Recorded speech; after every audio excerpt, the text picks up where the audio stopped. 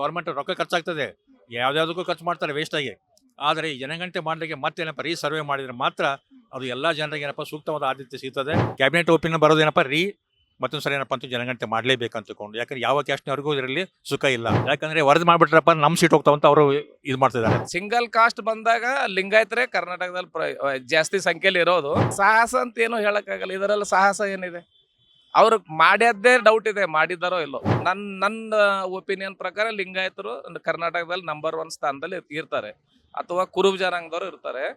ಮುಸ್ಲಿಮ್ರು ಇರೋದು doubt. Sir, ಇವಾಗ ಜಾತಿ ಗಣತಿದು ಲೆಕ್ಕಾಚಾರ ಹೊರ ಬಿದ್ದಿದ್ದಲ್ಲ, ಇದ್ರ ಬಗ್ಗೆ ನಿಮ್ಮ ಅಭಿಪ್ರಾಯ ಏನು ಸರ್? ಈಗ ಜಾತಿ ಗಣಿತ ಏನು ಮಾಡಿದ್ದಾರೆ, ಇದು ಸುಮಾರು 10-15 ವರ್ಷಗಳ ಹಿಂದಿನ ಜನಗಣತಿ ಅದು.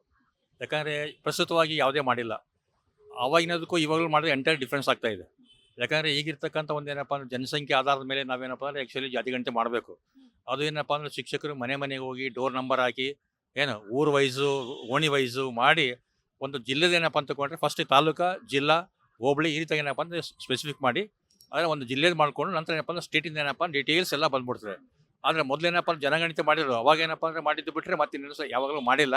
ಯಾವ ಗೌರ್ಮೆಂಟ್ ಬಂದರೂ ಮಾಡಿಲ್ಲ ಜನಗಣತಿ ಮಾಡಿದ ಮೇಲೆ ಮಾತ್ರ ನಮ್ಗೆ ಆ್ಯಕ್ಚುಲಿ ರಿಯಲ್ ಏನಪ್ಪ ಅಂತಕೊಂಡ್ರೆ ಏನಿದೆ, ಯಾವ ಕ್ಯಾಸ್ಟ್ನಲ್ಲಿ ಎಷ್ಟು ಜನ ಇದ್ದಾರೆ ಎಂಬುದು ಅಂಕಿ ಅಂಶ ನಮ್ಗೆ ಗೊತ್ತಾಗ್ತದೆ. ಇಲ್ಲದ್ರೆ ನಾವು ಏನು ಮಾಡಿದ್ರೆ ಗೊತ್ತಾಗಂಗಿಲ್ಲ. ಇವೆಲ್ಲ ಏನಪ್ಪ ಅಂತಕೊಂಡ್ರೆ ಬರೀ ಓಪೋಗಳು ಜನರೇನಪ್ಪ ಎದುರ್ಕೊಂಡಿದ್ದಾರೆ. ನಮ್ಗೇನಪ್ಪ ಅಂದರೆ ಅಲ್ಲಿ ಸ್ಥಾನಮಾನ ಇಲ್ಲ, ಇಲ್ಲಿ ಸ್ಥಾನಮಾನ ಅಂತಕೊಂಡು ಜನ ಏನಪ್ಪ ಅಂದರೆ ಇದು ಮಾಡ್ತಾ ಇದ್ದಾರೆ. ಆದ ಕಾರಣ ಇದು ಏನಪ್ಪ ಅಂದರೆ ಜನಗಣತಿ ಮತ್ತೆ ಮಾಡಬೇಕಂತಕೊಂಡ್ರೆ ಈಗ ಇದರಿಂದ ಏನು ಯಾರಿಗೂ ಲಾಭ ಇಲ್ಲ. ಈಗ ಸುಮ್ಮನೆ ಜನರಲ್ಲಿ ಏನಪ್ಪ ಅಂದರೆ ಒಬ್ಬರಿಗೊಬ್ಬರು ಏನಪ್ಪ ಓಡಾಡ್ತಕ್ಕಂಥ ಒಂದು ಪರಿಸ್ಥಿತಿ ಬಂದ್ಬಿಟ್ಟಿದೆ. ಅದೆಲ್ಲ ಮಾಡೋದು ಅವಶ್ಯಕತೆ ಇಲ್ಲ. ಮತ್ತೊಂದು ಏನಪ್ಪ ಅಂತಕೊಂಡ್ರೆ ಗೌರ್ಮೆಂಟ್ ರೊಕ್ಕ ಖರ್ಚಾಗ್ತದೆ, ಯಾವ್ದಾವುದಕ್ಕೂ ಖರ್ಚು ಮಾಡ್ತಾರೆ ವೇಸ್ಟಾಗಿ. ಆದರೆ ಈ ಜನಗಣತಿ ಮಾಡಲಿಕ್ಕೆ ಮತ್ತೇನಪ್ಪ ಸರ್ವೆ ಮಾಡಿದರೆ ಮಾತ್ರ ಅದು ಎಲ್ಲ ಜನರಿಗೆ ಏನಪ್ಪ ಸೂಕ್ತವಾದ ಆದ್ಯತೆ ಸಿಗ್ತದೆ.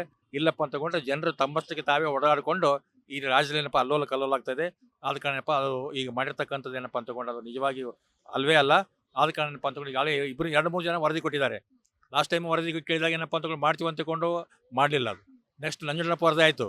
ಈಗ ಒಬ್ಬರಿಂದ ಏನಪ್ಪ ಅಂತಕೊಂಡು ಆಗ್ತಾ ಇದೆ. ಆದ ಕಾರಣಪ್ಪ ಸ್ಪಷ್ಟವಾಗಿ ನಮ್ಗೆ ಏನಪ್ಪ ಅಂದರೆ ಪ್ರತಿಯೊಬ್ಬ ಮನುಷ್ಯನಿಗೆ ಜನರಿಗೆ ಗೊತ್ತಾಗಬೇಕಂದ್ರೆ ರೀಸರ್ವೆ ಆಗಬೇಕು. ರೀಸರ್ವೆ ಆದಾಗ ಮಾತ್ರ ಯಾರ್ಯಾರು ಏನು ಸ್ಥಾನಮಾನಗಳಿವೆ ಕೆಟಗರಿ ವೈಸು ಮಾಡಬೇಕು. ಈಗ ತಾಲೂಕು ಪಂಚಾಯತಿ ಇದೆ, ಜಿಲ್ಲಾ ಪಂಚಾಯತಿ ಇದೆ, ಆಮೇಲೆ ಏನಪ್ಪ ಅಂತಕೊಂಡ್ರೆ ಈಗ ಈ ಮಹಾನಗರ ಪಾಲಿಕೆ ಇದೆ, ಆಮೇಲೆ ಎಲ್ಲ ಎಲೆಕ್ಷನ್ ಬರ್ತಾ ಇವೆ. ಆದರೆ ಅದಕ್ಕೆ ಇವಾಗ ಏನಪ್ಪ ಅಂತಕೊಂಡ್ರೆ ಯಾರ್ಯಾರು ಕೆಟಗರಿಗೆ ಏನು ಕೊಡಬೇಕೆಂಬುದೇ ಪ್ರಾಬ್ಲಮ್ ಆಗಿಬಿಟ್ಟಿದೆ ಇವಾಗ. ಯಾಕಂದ್ರೆ ಜನಸಂಖ್ಯೆ ಆಧಾರದ ಮೇಲೆ ನಾವು ಕೊಡಬೇಕಾಗುತ್ತಲ್ಲ. ಆದಷ್ಟು ಏನಪ್ಪ ಅಂತಕೊಂಡ್ರೆ ಈಗ ಎಲೆಕ್ಷನ್ ನಿಂತ್ಕೊಂಡಿದ್ದು ಈ ಜನಗಣತಿ ಪ್ರಕಾರ. ಆದ ಕಾರಣ ಇವೆಲ್ಲ ಈಗ ಯಾವುದೂ ಆಗಂಗಿಲ್ಲ.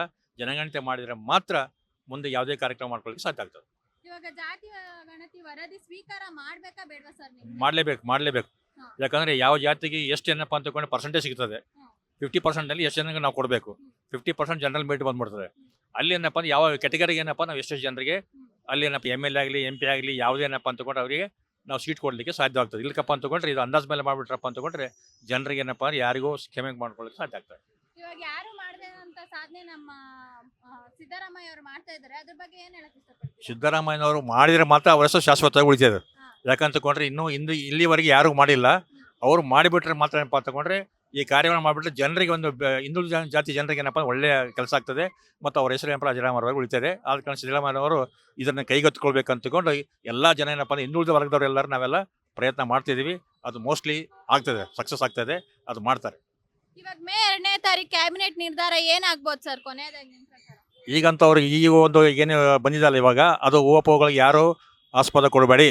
ಅದು ಏನಪ್ಪ ಅಂದರೆ ಮತ್ತೊಂದು ಸರಿ ಏನಪ್ಪ ನಿಮ್ಮೆಲ್ಲ ಒಪಿನಿಯನ್ ತೆಗೆದುಕೊಂಡು ನಾವೇನಪ್ಪ ಮುಂದೆ ಮಾಡೋಣ ಅಂತಕೊಂಡು ನಿರೀಕ್ಷೆ ಇದೆ. ಆದ ಕಾರಣ ಕ್ಯಾಬಿನೆಟ್ ಒಪಿನಿಯನ್ ಏನು ಬರ್ತದೆ, ಕ್ಯಾಬಿನೆಟ್ ಒಪಿನಿಯನ್ ಬರೋದೇನಪ್ಪ ಮತ್ತೊಂದು ಸರಿ ಏನಪ್ಪ ಅಂತ ಜನಗಣತಿ ಮಾಡಲೇಬೇಕು ಅಂತಕೊಂಡು. ಯಾಕಂದ್ರೆ ಯಾವ ಕ್ಯಾಸ್ಟ್ನವರೆಗೂ ಇದರಲ್ಲಿ ಸುಖ ಇಲ್ಲ, ಯಾರಿಗೂ ನೆಮ್ಮದಿ ಇಲ್ಲ. ನಮ್ಮ ಕ್ಯಾಸ್ಟ್ ಇಷ್ಟ ಆಯ್ತು ಯಾರು ಸಂತೋಷ ಪಡ್ತಾ ಇಲ್ಲ. ಆದ ಕಾರಣ ಏನಪ್ಪ ಅಂತಕೊಂಡು ಅದನ್ನ ಮಾಡೋದೇ ಭಾಳ ಒಳ್ಳೆಯದು. ಇವಾಗ ಒಕ್ಕಲಿಗ ಮುಸ್ಲಿಂ ಅವರೆಲ್ಲ ಇದಾರಲ್ವಾ, ಲಿಂಗಾಯತವರೆಲ್ಲ, ನಿಮ್ ಪ್ರಕಾರ ಯಾವ್ದು ತುಂಬಾ ಜನಸಂಖ್ಯೆ ಜಾಸ್ತಿ ಇದೆ ಅನ್ಸುತ್ತೆ ಮೇಜರ್ ಆಗಿ? ಈಗ ಮೇಜರ್ ಆಗಿ ಏನಪ್ಪ ಅಂತಕೊಂಡ್ರೆ ಲಿಂಗಾಯತ ಜನ ಹೆಚ್ಚಿದೆ. ಅದರಲ್ಲಿ ಬಣಿಜಿಗರಿದ್ದಾರೆ, ವೀರಶೈವ ಅಂತ ಹೇಳ್ತಿದ್ದಾರೆ, ಆಮೇಲೆ ಪಂಚಮಸಾಲಿ ಅಂತ ಹೇಳ್ತಾರೆ, ಒಕ್ಕಲಿಗರು ಅಂತ ಹೇಳ್ತಾರೆ. ಈ ರೀತಿಯಾಗಿ ಮಾಡೋದು ಬೇಕಾಗಿಲ್ಲ. ಎಲ್ಲರನ್ನ ಕೂಡಿಕೊಂಡೇ ಒಂದು ಜಾತಿ ಮಾಡಬೇಕು. ಲಿಂಗಾಯತ ಕಮ್ಯುನಿಟಿ ಅಂತಕೊಂಡು ಒಂದು ಮಾಡಬೇಕು. ಈಗ ಬ್ಯಾಕ್ವರ್ಡ್ಸ್ ಎಲ್ಲರಿಗೂ 126 ಜಾತಿ ಇದೆ. ಎಲ್ಲರನ್ನ ಕೂಡಿಕೊಂಡು ಒಂದೇ ಹಿಂದುಳಿದ ಜಾತಿ. ಈಗ ಪರಿಶಿಷ್ಟ ಜಾತಿ ಒಂದು, ಪರಿಶಿಷ್ಟ ಪಂಗಡ ಒಂದು. ಅದರಲ್ಲಿ ಏನಪ್ಪ ಅಂದ್ರೆ ನಾವೇನಪ್ಪ ಅಂದ್ರೆ ಅವ್ರಿಗೆ ಆ ರೀತಿ ಕೊಡ್ತಾ ಹೋದ್ರೆ ಯಾರಿಗೆ ಒಬ್ರಿಗೆ ಏನಪ್ಪ ಅಂದ್ರೆ ಒಂದು ಸೀಟ್ ಸಿಗಂಗಿಲ್ಲ. ಈ ಪರಿಸ್ಥಿತಿ ಇದೆ. ಆದ ಕಾರಣ ಏನಪ್ಪ ಅಂದ್ರೆ ಅಲ್ಲಿ ಹೊಡೆದಾಕೋದು ಬೇಕಾಗಿಲ್ಲ. 50% ಏನಿದೆ ಅದನ್ನ ಏನಪ್ಪ ಅಂದ್ರೆ ಎಲ್ಲರಿಗೂ category 1, category 2A, 2B, 3B, ಆಮೇಲೆ ಜನರಲ್ ಮೆರಿಟ್ ಏನಿದೆ ಎಲ್ಲ ಆ ಟೈಪ್ ಹೊಡೆದಾಕಿದ್ರೆ ಮಾತ್ರ ಅದು ಸಾಧ್ಯ ಆಗ್ತದೆ. ಆದರೆ ಇದರಲ್ಲಿ ಒಂದೊಂದು ಜಾತಿಯಲ್ಲಿ ಉಪಜಾತಿಗಳು 100 ಇವೆ. 100 ಸಹ ಏನಪ್ಪ ಕಾಯ್ದೆ ಒಳಗೆ ಬರಂಗಿಲ್ಲ. ಅದ ಕಾರಣ ಏನಪ್ಪ ಅಂತಕೊಂಡ್ರೆ ಅದೆಲ್ಲ ಏನಪ್ಪ ತೆಗೆದುಹಾಕಿ ಈಗ ಓನ್ಲಿ ಒಂದೇ ಮಾಡಬೇಕು ಕಮ್ಯುನಿಟಿ. ಇವಾಗ ಲಿಂಗಾಯತರು ಒಕ್ಕಲಿಗರೆಲ್ಲ ವಿರೋಧ ಮಾಡ್ತಾ ಇದಾರೆ. ಇದು ಆ, ಏನು ವರದಿ ಮಾಡ್ಬಾರ್ದು ಅನ್ಬಿಟ್ಟು ಇದ್ರ ಬಗ್ಗೆ ಏನು? ಯಾಕಂದ್ರೆ ವರದಿ ಮಾಡ್ಬಿಟ್ರಪ್ಪ ನಮ್ಮ ಸೀಟ್ ಹೋಗ್ತಾವಂತ ಅವರು ಇದು ಮಾಡ್ತಿದ್ದಾರೆ, ಹೌದು, ವಿರೋಧ ನಾ- ಮಾಡ್ತಾ ಇದಾರೆ. ವಿರೋಧ ಮಾಡ್ತಾರೆ. ಯಾಕಂದ್ರೆ ನಮ್ಮಲ್ಲಿ MLA ಗಳು ನಾವು ಇಷ್ಟು ಆಗ್ತಿದ್ವಿ, ಇಷ್ಟು ಕಡಿಮೆ ಆಗ್ತೀವಿ ನಾವು, ಅವ್ರೇನಪ್ಪ ನಾವು ಇಷ್ಟು ಹೆಚ್ಚಾಗ್ತಿದ್ವಿ, ಇಷ್ಟು ಕಡಿಮೆ ಆಗ್ತೀವಿ ಅಂತಕೊಂಡು ಒಳಜಗಳ ನಡೆತಾ ಇದೆ. ಆದ ಕಾರಣ ಅವ್ರಿಗೆ ಹೇಳ್ಬಿಡೋದು ಸ್ಪಷ್ಟವಾಗಿ, ಲಿಂಗಾಯತರಾಗಲಿ ಒಕ್ಕಲಿಗರಾಗಲಿ ವೀರಶೈವರಾಗಲಿ ಎಲ್ಲ ಕೂಡಿ ನಿಮ್ಮ ಕಮ್ಯುನಿಟಿ ಎಲ್ಲ ಒಂದಾಗಬೇಕು. ಒಂದಾದಾಗ ಮಾತ್ರ ನಿಮ್ಗೆ ಎಷ್ಟು ಕೊಡ್ಬೇಕು ಪಾಲು ಸರ್ಕಾರ ಅಷ್ಟು ಕೊಡ್ತಾ ಇದೆ.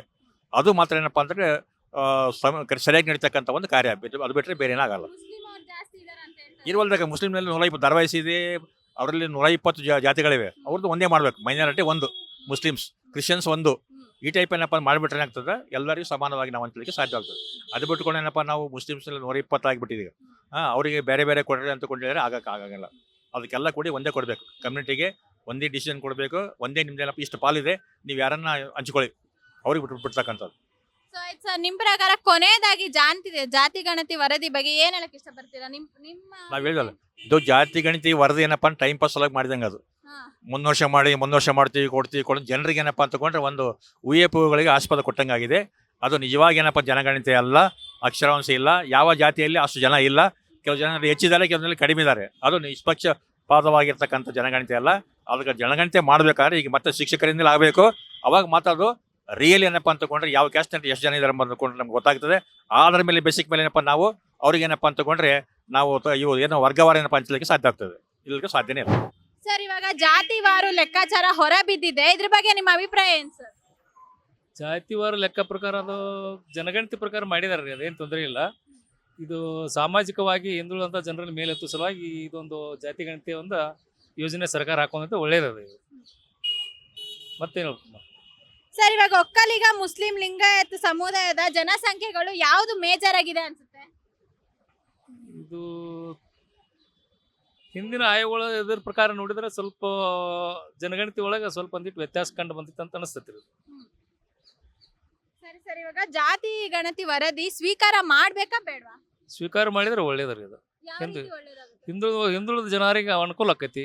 ಅದು ಸಾಮಾಜಿಕವಾಗಿ ಶೈಕ್ಷಣಿಕವಾಗಿ ಮತ್ತು ಈ ಎಲ್ಲ ದೃಷ್ಟಿಯಿಂದ ಒಳ್ಳೇದಾಕೈತಿ ಅಂತ ನಮ್ಮ ಅಭಿಪ್ರಾಯ. ಮತ್ತು ಎಲ್ಲ ದೃಷ್ಟಿಯಿಂದ ಇದು ತಳಮಟ್ಟದಿಂದ ಇದ್ದಂಥ ಜನರನ್ನ ಮೇಲೆತ್ತುವಂಥ ಒಂದು ಆಯೋಗದ ಕೆಲಸ ಇದು. ಈಗೆಲ್ಲ ಮೊದಲು LG ಹಾವನೂರು ವರದಿ ಪ್ರಕಾರನ ಈ ಹಿಂದುಳಿದ ಇಲಾಖೆ ಬತ್ತು. ಅದರಿಂದನೇ ಇದು ಎಷ್ಟೋ ಬಡ ಕುಟುಂಬಗಳೆಲ್ಲ ಉದ್ಧಾರ ಆದವು. ಮತ್ತು ಈ ಶೈಕ್ಷಣಿಕ ಮತ್ತು ಸಾಮಾಜಿಕವಾಗಿ ಹಿಂದುಳಿದಂಥ ಜನಾಂಗಗಳ ಮೇಲೆ ಎತ್ತಿದ್ದಾರೆ. ಮತ್ತು ಎಲ್ಲ ಮೀಸಲಾತಿ ಒಳಗೆ ಎಲ್ಲರಿಗೂ ಸರಿ ಸಮಾನವಾದಂಥ ಮೀಸಲಾತಿ ಐತಿ, ಏನು ತೊಂದರೆ ಇಲ್ಲ, ಸರಿ ಐತಿ. ಇವಾಗ ಮುಸ್ಲಿಂ ಅವರ ಜನಸಂಖ್ಯೆ ಜಾಸ್ತಿ ಇದೆ ಅಂತ ಹೇಳ್ತಾ ಇದ್ರಲ್ಲ, ಅದು ನಿಜನಾ? ಅದು ಎಷ್ಟರ ಮಟ್ಟಿಗೆ ಆಕೈತಿ ಅಂತ ಹೇಳಕ್ ಆಗೋದು, ಅದು ಜಾಸ್ತಿ ಐತಂತ ಹೇಳಕ್ಕಾಗೋದಿಲ್ಲ, ಇಲ್ಲತ್ತು ಹೇಳಕ್ಕಾಗೋದಿಲ್ಲ. ಅಲ್ಲಿ ಮುಸ್ಲಿಂ ಮತ್ತು ಅಷ್ಟ ಮಾಡಿದಾರ, ಅದ್ರೊಳಗೆ ನಾನಾ ಥರದಂಥ ಜಾತಿಗಳು ಕೂಡಿದಾವ, ಅದನ್ನೆಲ್ಲ ವಿಚಾರಣೆ ಮಾಡ್ಕೋಬೇಕಾಗ್ತಿ ಅಷ್ಟೇ. ಇವಾಗ ಯಾರು ಮಾಡ್ದಂತ ಸಾಹಸ ನಮ್ಮ ಮುಖ್ಯಮಂತ್ರಿ ಸಿದ್ದರಾಮಯ್ಯ ಅವ್ರು ಮಾಡ್ತಾ ಇದಾರೆ, ಇದ್ರ ಬಗ್ಗೆ ಏನ್ ಹೇಳ್ತೀರಾ ಸರ್? ಒಳ್ಳೇದನ್ನ ಹೇಳ್ಬೇಕಲ್ರಿ, ಹಿಂದುಳಿದವ್ರಿಗೆ ಒಳ್ಳೇದು ಮಾಡ್ತಾರ, ಒಳ್ಳೇದನ್ನ ಅಂತ ಹೇಳ್ಬೇಕಲ್ರಿ. ಒಳ್ಳೇದಾಗುತ್ತೆ ಎಲ್ಲ ಜಾತಿಯವ್ರಿಗೂ. ಎಲ್ಲ ಜಾತಿ. ಮತ್ತೆ ಇವಾಗ ವರದಿ ಮಂಡನೆ ಆಗ್ಬಾರ್ದು ಅನ್ಬಿಟ್ಟು ಲಿಂಗಾಯತರು ಮತ್ತೆ ಒಕ್ಕಲಿಗರು ವಿರೋಧ ಮಾಡ್ತಾ ಇದಾರೆ, ಯಾಕೆ ಅನ್ಸುತ್ತೆ? ಅದು ಅವ್ರವ್ರ ಅಭಿಪ್ರಾಯ. ಅದು ಅವ್ರಿಗೇನು ತಮ್ಮ ಇಲಾಖೆಗೆ ಏನೈತೆ ಅದು ತಮ್ಮ ಜನಾಂಗದವ್ರಿಗೆ ಏನು ತೊಂದರೆ ಆಗೈತೆ ಅನ್ನೋದು ಅವ್ರಿಗೆ ಗೊತ್ತಾಗುತ್ತೆ. ಇದು ಹಿಂದುಳಿದವ್ರು ಅಂದ್ರೆ ನಾವು ಅನುಕೂಲ ಆಗೈತೆ ಅಂತ ನಮ್ಮ ಅಭಿಪ್ರಾಯ ಇರ್ತದೆ. ಸರ್, ಇವಾಗ ಮೇ 2ನೇ ತಾರೀಕು ಕ್ಯಾಬಿನೆಟ್ ನಿರ್ಣಯ ಮಾಡುತ್ತೆ, ಏನ್ ನಿರ್ಣಯ ಆಗ್ಬೋದು ಅನ್ಸುತ್ತೆ? ನಿರ್ಣಯ ಎತ್ತಂದ್ರೆ ಹಿಂದುಳಿದ ಹೊರಗ ಕಾಂತರಾಜ್ ಅವರು ಮತ್ತು ಇವ್ರೇನು ವರದಿ ಕೊಟ್ಟಾರಲ್ಲ, ಅದು ಅಪ್ರೂವಲ್ ಆದ್ರೆ ಒಳ್ಳೇದಾಕೈತೆ ಅಂತ ನಮ್ಮ ಅಭಿಪ್ರಾಯ. ಸರ್, ಕೊನೆಯದಾಗಿ ನೀವು ಜಾತಿ ಗಣತಿ ವರದಿ ಬಗ್ಗೆ ಏನ್ ಹೇಳಕ್ ಇಷ್ಟಪಡ್ತೀರಾ? ಒಳ್ಳೇದಂತ ಅನಿಸ್ತದೆ. ಒಳ್ಳೇದತ್ತು. ಎಲ್ಲರಿಗೂ ಒಳ್ಳೇದು, ಸರಿ ಸಮಾನ ಒಳ್ಳೇದಾಗುತ್ತೆ. ಸರ್, ಇವಾಗ ಜಾತಿವಾರು ಲೆಕ್ಕಾಚಾರ ಶುರು ಆಗಿದೆ, ಅದ್ರ ಬಗ್ಗೆ ಏನ್ ಹೇಳಕ್ ಇಷ್ಟಪಡ್ತೀರಾ? ಆಗ್ಬೇಕು. ಆದ್ರೆ ಈಗೇನು ವರದಿ ಕೊಟ್ಟಿದ್ದಾರೆ ನನಗಂತೂ ಅದು ನಿಜ ಇದೆ ಅಂತ ಡೌಟ್ ಇದೆ. ಯಾಕಂದ್ರೆ ನಮ್ಮ ಹತ್ರ ಅಂತೂ ಯಾರು ಬಂದಿಲ್ಲ. ನಾವು ಕಲಬುರಗಿಲಿಂದ 10 ಜನ ಇದ್ದೀವಿ, 5-6 ಫ್ಯಾಮಿಲಿಯಿಂದ ಬಂದೀವಿ. ನಮ್ಮ ಹತ್ರ ಯಾರ ಹತ್ರನೂ ಇದ್ರ ಜನಸಂಖ್ಯೆ ಇದಕ್ಕೆ ಬಂದಿಲ್ಲ, ಕೌಂಟಿಂಗ್ ಅಂತೂ ಬಂದಿಲ್ಲ. ಯಾವ್ದಾರ ಮೇಲೆ ವರದಿ ಕೊಟ್ಟರು ಅವರಿಗೆ ಗೊತ್ತು. ಇವಾಗ ಈ ಜಾತಿ ಗಣತಿ ವರದಿ ಸ್ವೀಕಾರ ಮಾಡ್ಬೇಕಾ ಬೇಡ? ಮಾಡಬಾರ್ದು. ಯಾಕೆ ಮಾಡಬಾರ್ದು? ಅದು ನಿಜ ಇದೋ ಸುಳ್ಳಿದೋ ಗೊತ್ತಿಲ್ಲ. ಯಾಕಂದ್ರೆ ನಮ್ಮ ಹತ್ರ ಅಂತೂ ಯಾರು ಬಂದಿಲ್ಲ ನಮ್ಗೆ ಕೌಂಟ್ ಮಾಡಕ್ಕೆ. ಕೌಂಟ್ ಮಾಡಿದಾರಂತೂ ಗೊತ್ತಿಲ್ಲ. ಅವ್ರು ವರದಿ ಬಹಿರಂಗ ಮಾಡಿದಾಗೆ ಗೊತ್ತಾಗಿದೆ ಕೌಂಟ್ ಆಗಿದೆ ಅಂತ ಹೇಳಿ. ಎಲ್ಲಿ ಕೌಂಟ್ ಮಾಡಿದ್ದಾರೋ ಅವ್ರಿಗೆ ಗೊತ್ತು. ಇವಾಗ ಒಕ್ಕಲಿಗ ಮುಸ್ಲಿಂ ಲಿಂಗಾಯತರ ಸಮುದಾಯದ ಜನಸಂಖ್ಯೆ ಯಾವ್ದು ಮೇಜರ್ ಆಗಿದೆ ಅನ್ಸುತ್ತೆ? ನೋಡಕ್ಕಂತೂ ಲಿಂಗಾಯತರು ಮೇಜರ್ ಇದ್ದಾರೆ. ಆದ್ರೆ ಮುಸ್ಲಿಂ ಅವ್ರು ಮೇಜರ್ ಇದಾರೆ ಇಲ್ಲ ಇಲ್ಲ ಇಲ್ಲ, ಸಿಂಗಲ್ ಕಾಸ್ಟ್ ಬಂದಾಗ ಲಿಂಗಾಯತರೇ ಕರ್ನಾಟಕದಲ್ಲಿ ಜಾಸ್ತಿ ಸಂಖ್ಯೆಯಲ್ಲಿ ಇರೋದು. ಈಗ ಅವ್ರು ಏನು ಆಧಾರ ಮೇಲೆ ಕೊಟ್ಟಿದ್ದಾರೆ ಅವರಿಗೆ ಗೊತ್ತು. ಇವಾಗ ಯಾರು ಮಾಡದಂತ ಸಾಹಸನ ಮುಖ್ಯಮಂತ್ರಿ ಸಿದ್ದರಾಮಯ್ಯ ಅವ್ರು ಮಾಡ್ತಾ ಇದಾರೆ, ಇದ್ರ ಬಗ್ಗೆ ಏನ್ ಹೇಳಕ್ ಇಷ್ಟಪಡ್ತೀರಾ? ಸಾಹಸ ಅಂತ ಏನು ಹೇಳಕ್ಕಾಗಲ್ಲ, ಇದರಲ್ಲಿ ಸಾಹಸ ಏನಿದೆ? ಅವ್ರು ಮಾಡ್ಯದ್ದೇ ಡೌಟ್ ಇದೆ, ಮಾಡಿದಾರೋ ಇಲ್ಲೋ. ಹಾ, ಸೊ ಮಾಡೋದು ಒಳ್ಳೇದಂತೀರಾ? ಮಾಡ್ಬೇಕು ಮಾಡ್ಬೇಕು ಮಾಡ್ಬೇಕು. ಯಾವ ರೀತಿಯಲ್ಲಿ ಮಾಡ್ಬೇಕು? ಜಾತಿವಾರು ಮಾಡಿದ್ರು ಪರವಾಗಿಲ್ಲ, ರಿಯಲ್ ಬರ್ಬೇಕು. ಅದು ಆಧಾರ ಬೇಸ್ ಮೇಲೆ ಆಗ್ಬೇಕು. ನೀವು ಯಾವ ಬೇಸ್ ಮೇಲೆ ಕೌಂಟ್ ಮಾಡ್ತಾರೆ ಅಂದ್ರೆ, ನೀವು ವೋಟಿಂಗ್ ಕಾರ್ಡ್ ಮೇಲೆ ಮಾಡಿದ್ರೆ ಒಬ್ಬೊಬ್ರು 4 ಕಡೆ ವೋಟಿಂಗ್ ಕಾರ್ಡ್ ಇದೆ. ಆಧಾರ್ ಬೇಸ್ ಮೇಲೆ ಮಾಡಿದ್ರೆ ಸಿಂಗಲ್ ಒಬ್ಬರದು ಒಂದೇ ತೌಲ್ ಇರುತ್ತೆ, ಅದರಲ್ಲಿ ಫಿಗರ್ ಚೆನ್ನಾಗಿ ಸಿಗುತ್ತೆ. ಇವಾಗ ವರದಿ ಮಂಡನೆ ಆಗ್ಬಾರ್ದು ಅನ್ಬಿಟ್ಟು ಲಿಂಗಾಯತರು ಮತ್ತೆ ಒಕ್ಕಲಿಗರವರು ವಿರೋಧ ಮಾಡ್ತಾ ಇದಾರೆ. ಹೌದು. ವಿರೋಧ ಮಾಡ್ತಾ ಇದಾರೆ? ಅವರು ಏನೋ 2ನೇ 3ನೇ ಸ್ಥಾನಕ್ಕೆ ಬಂದಿದ್ದೀನಂತ ಮಾಡ್ತಿರ್ಬೋದು. ಆದ್ರೂ ರಿಯಲ್ ಆಗಿ ಅಂತಂತೂ ಅವರು ನನ್ನ ಒಪಿನಿಯನ್ ಪ್ರಕಾರ ಲಿಂಗಾಯತರು ಕರ್ನಾಟಕದಲ್ಲಿ ನಂಬರ್ 1 ಸ್ಥಾನದಲ್ಲಿ ಇರ್ತಾರೆ, ಅಥವಾ ಕುರುಬ ಜನಾಂಗದವರು ಇರ್ತಾರೆ. ಮುಸ್ಲಿಮ್ರು ಇರೋದು ಡೌಟ್. ಹೆಚ್ಚಿನ ಸುದ್ದಿಗಳಿಗಾಗಿ ನಮ್ಮ ಚಾನೆಲ್ನ ಸಬ್ಸ್ಕ್ರೈಬ್ ಮಾಡಿ.